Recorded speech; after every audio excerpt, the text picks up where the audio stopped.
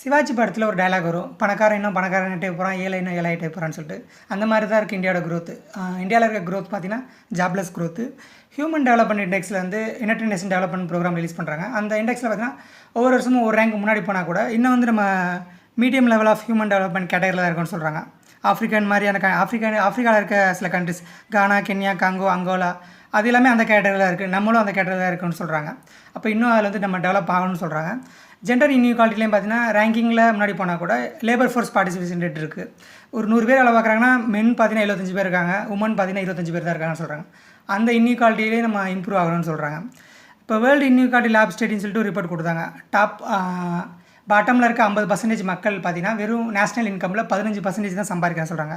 Top 1% தான் பார்த்தீங்கன்னா 50%க்கு மேலே வெல்த் வச்சுருக்கதா சொல்கிறாங்க. அந்த இன்இக்வாலிட்டியை குறைக்கணும். இப்போ low level of human development, high level of இன்இக்வாலிட்டிலாம் நம்ம வந்து பார்க்கணும்னு சொல்கிறாங்க.